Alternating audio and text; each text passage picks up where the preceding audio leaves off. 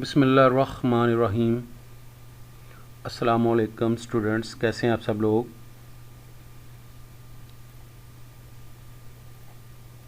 आज हम standard costing के मुतल्लक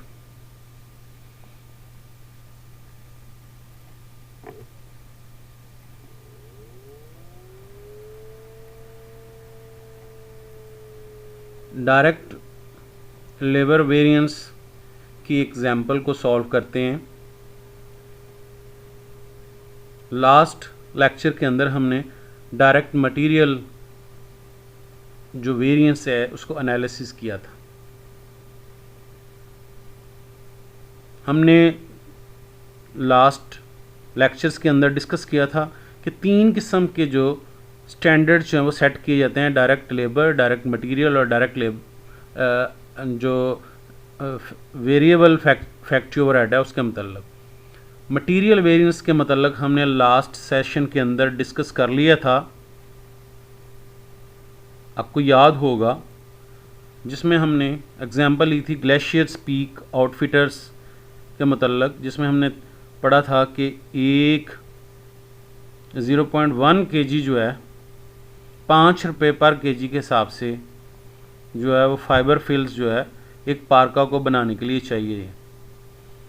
तो इस तरह हमने एक्चुअल 210 किलो लगाया, लगना कितना चाहिए था, 200 किलो चाहिए था 2000 पार्का के लिए, और एक के लिए ये इतना 0.1 था, तो ओवरऑल 200 चाहिए था, 210 kg लगा, ये कीमत थी। तो हमने वेरिएंस एनालिसिस किया था, है ओवरऑल वेरिएंस एनालिसिस किया था, और फिर हमने बारी बारी उसका प्राइस वेरिएंस और क्वांटिटी वेरिएंस जो है वो डिस्कस किया था। इसको अल्टरनेटिव मेथड से भी हमने डिस्कस किया था, आपको याद होगा, और मैंने बताया था कि मटेरियल प्राइस वेरिएंस और मटेरियल क्वांटिटी वेरिएंस ये मेन करेक्ट था उसका है। और इसका फार्मूला मैंने बताया था कि जब प्राइस को हमने मटेरियल प्राइस वेरिएंस कैलकुलेट करना है तो आपने जो ब्रैकेट के अंदर प्राइस को रखना है और एक्चुअल क्वांटिटी के साथ मल्टीप्लाई करना है, और जब क्वांटिटी देखनी है तो फिर क्वांटिटी को अंदर रखेंगे और स्टैंडर्ड प्राइस के साथ जो है मल्टीप्लाई करेंगे। ये 2 फार्मूलाज जो है वो हमने डिस्कस किए थे। आज हम मटेरियल के बाद लेबर जो वेरिएंस है उसके बारे में डिस्कस करने जा रहे हैं। तो उसी एग्जाम्पल को कंटिन्यू करते हैं। Glaciers peak outfitters has the following direct labour standard for its mountain पार्का। तो मटेरियल के बाद लेबर देखें तो 1.2 स्टैंडर्ड आवर्स पर पार्का, एक जैकेट को बनाने के लिए लेबर कितनी चाहिए, लेबर आवर्स कितनी चाहिए, 1.2 यानी 1 घंटा, और 1.2 मीन जो 1 से ऊपर कुछ टाइम जो 1 घंटा कुछ मिनट्स जो है उसके ऊपर जो है वो चाहिए, दरकार होंगे। और 1 घंटा लेबर अगर काम करती है तो उसको 10 रुपये हम रेट पे करते हैं। तो ये 2 चीज़ें होगी, ये है आपका पर लेबर जो पर पार्का को बनाने के लिए स्टैंडर्ड जो हमें आर चाहिए, और स्टैंडर्ड रेट क्या होगा, standard rate direct labour rate 10 रुपये। अब हुआ गया कि लास्ट मंथ में employees actually work 2000 hours at the total labour cost जो आई है वो कितनी है, 26,250 रुपये आई है। कितने पार्कास बनाने के लिए, 2000 पार्कास। अब जाहिर है कि एक पार्का पे कितना खर्चा आता है, एक्चुअली कितना आया है और आना कितना चाहिए, ये 2 के दरमियान डिफरेंस है। फिर टोटल हम कैलकुलेट करेंगे। अब ज़रा वैसे हल करने से पहले आप ज़रा थोड़ा सा इसके बारे में गौर करें, इस पूरी एग्जांपल के मतलब, तो आपको अंदाज़ा हो जाएगा।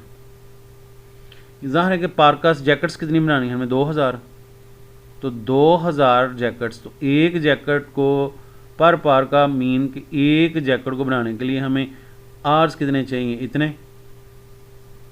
तो 2000 में अगर 1 घंटा लगता तो 2000 आवर्स होते, लेकिन 1.2 का मतलब है 2 1400, इसको 2000 को 1.2 से मल्टीप्लाई करें तो ये आ जाएगी वैल्यू कितनी आएगी है 2400 आवर्स लगने चाहिए थे, क्योंकि लेकिन लगे कितने, एक्चुअल कितने लगे 100 आवर्स ज़्यादा लगे हैं, 2500 आवर टोटल लगा। लगना कितना चाहिए था 2400 और लगा कितना 2500, तो 100 आवर्स हमने ज़्यादा स्पेंड किए। तो इसका मतलब क्या हुआ कि नुकसान होगा। कितने आवर्स हमने ज़्यादा लगा दिए, लगने इतने चाहिए थे।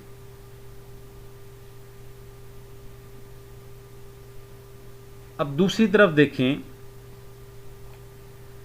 तो ये जो जिस तरह वहाँ पे दो किस्म के क्वांटिटी वेरिएंस था और एक प्राइस वेरिएंस था, तो ये क्वांटिटी वेरिएंस है।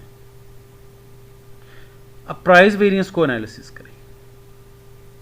प्राइस रेंज 10 रुपये लगने थे पर आवर्स के हिसाब से, तो आवर्स कितने चाहिए थे 2400 लगने चाहिए थे। 2400 ज़रब 10,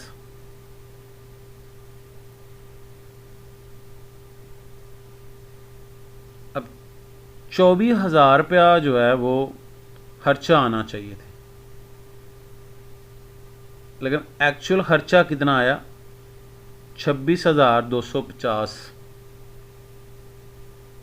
असूली तौर पे कितना आना चाहिए 2400 घंटे हैं, तो एक घंटे का अगर 10 रुपये दें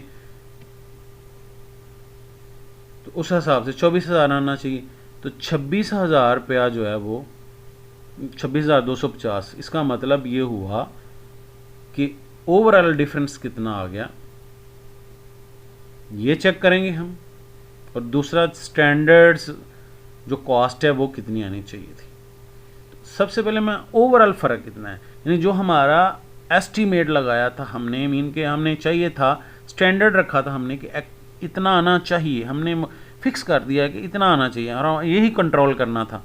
लेकिन क्या हमसे कंट्रोल हुआ कि नहीं, इसके लिए हमें पहले ओवरऑल डिफरेंस देखना पड़ेगा। तो सोल्यूशन में आपने यहाँ से ये सॉल्व करना है। वो डाटा आपके पास जो दिया होगा, ये वाला डाटा है, ये वाला क्वेश्चन है, और इसकी मदद से आपने सबसे पहले 3 चीज़ें मालूम करनी होती हैं। एक ओवरऑल वेरिएंस जो हमने एनालिसिस करना है, तो ओवरऑल वेरिएंस पहले देखते हैं। तो number of mountain पार्का manufactured, 2000 jackets हमने बनानी है, और इस तरह से standard direct labour hours per पार्का ये गिवन है। ये क्वेश्चन के अंदर चीज़ें दी हुई हैं, पीछे देखें। तो जैकेट्स कितनी है 2000 है, तो एक के लिए कितने 1.2 है। इसी वहाँ से डाटा लिया हमने, ये सारा डाटा गिवन है। तो टोटल स्टैंडर्ड आवर्स अलाउड, जिसको SH से ज़ाहिर करेंगे, तो स्टैंडर्ड आवर्स कितने चाहिए 2400 चाहिए। और standard labour cost per hour, एक घंटे पे जो है वो स्टैंडर्ड कॉस्ट ये भी दी हुई है, गिवन है 10 रुपये आनी चाहिए, ये वाली। तो ये तो गिवन होगा ये वाला डाटा 2400 ज़रब 10। तो इसको आपस में मल्टीप्लाई कर देंगे, इसको हम स्टैंडर्ड रेट से देंगे, स्टैंडर्ड आवर्स और स्टैंडर्ड रेट्स। वो स्टैंडर्ड क्वांटिटी थी मटेरियल में, तो यहाँ स्टैंडर्ड प्राइस थी, यहाँ पर रेट आएगा और आवर्स आएंगे।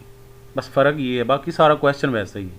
तो total standard direct labour cost कितनी है, स्टैंडर्ड आवर्स जो हैं उसको मल्टीप्लाई करेंगे स्टैंडर्ड रेट के साथ।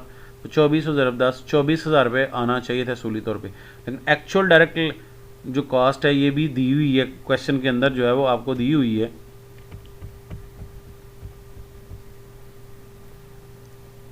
तो ये वाली जो है एक्चुअल कास्ट जो है गिवन है, ये कास्ट आ गई। आनी 24,000 चाहिए थी, आई कितनी है 26,250। तो 2250 रुपये जो है ये ज़्यादा आए हैं। जब एक्चुअल ज़्यादा आएगा, इसको समझने के लिए आप इस तरह समझ लें कि आपने लाहौर जाना है, तो आपने सोचा था खर्चा आएगा 24,000 रुपया। जब वापसी आए तो आपने देखा कि खर्चा आपका 26,250 है। तो यार ये फेवरेबल नहीं है, कम आता तो फेवरेबल होता, ये अनफेवरेबल है, ये अमाउंट जो है। अब ये जो फ़र्क 2250 रुपये आया है, ये किसकी वजह से आया है? आया मजदूरी का रेट बढ़ गया था, या हमने उस चीज़ को बनाने के लिए जो सोचा था कि इस पर ये टाइम लगेगा वो ज़्यादा लगा। एक बात तो तय है कि इतनी जैकेट्स बनाने के लिए 2400 आवर्स लगने चाहिए थे, वो 2500 लगे हैं। तो एफिशिएंसी जो है जो वो हमारी फेवरेबल नहीं हो सकती, वहाँ से नुकसान हुआ होगा। 100 ज़रब 10 रुपये के हिसाब से 1000 रुपया तो हमारा ये आ गया। अब इसको चेक करते हैं, दो मेथड्स हैं हमारे पास, वही लेबर वेरिएंस समरी हमारे पास है। तो एक्चुअल आवर्स को मल्टीप्लाई करना है एक्चुअल रेट के साथ। वहाँ जो हमने मटेरियल में पढ़ा था वहाँ क्या था, तो वहाँ पे एक्चुअल क्वांटिटी थी है और एक्चुअल प्राइस थी। यहाँ पे एक्चुअल आवर्स है तो एक्चुअल रेट आ जाएगा। और फिर उसी तरह एक्चुअल आवर्स को स्टैंडर्ड रेट के साथ मल्टीप्लाई करना है और स्टैंडर्ड आवर्स को स्टैंडर्ड रेट के साथ। तो सिर्फ चेंज क्या करना है, वहाँ पे क्वांटिटी थी, यहाँ आवर्स आ जाएंगे, वहाँ पे प्राइस थी, यहाँ रेट आ जाएगा, बाकी सारा फार्मूला वही है। तो अब ज़रा इसके मुताबिक देखें कि एक्चुअल आवर्स कितने लगे हैं, 2500। तो एक्चुअल रेट कितना निकला, टोटल मिला के टोटल खर्चा कितना, ये गिवन होगी। अब इसको ऊपर रख के इस पे तकसीम कर देंगे तो आपका 10.5। तो इसका मतलब है मजदूरी 10 रुपये होनी चाहिए थी, 10.5। तो मार्केट में मजदूरी बढ़ गई है, मज़दूरों की मजदूरी बढ़ने से आपने जो सोचा था 2500 ज़रब 10, तो ज़ाहिर है 25,000 खर्चा आना चाहिए था। आपका कितना आया, 26,250। निसूली तौर पर 2500 के ऊपर 10 रुपये रेट तय किया था। ये दोनों एक ही रहेंगे, एक्चुअल सिर्फ रेट बदला है। हमने सोचा था इतना आना चाहिए, लेकिन आया कितना, ये वाली आई अमाउंट। इसका मतलब हम असूली तौर पे स्टैंडर्ड कितना रखा था, 25,000, तो आया 26,250।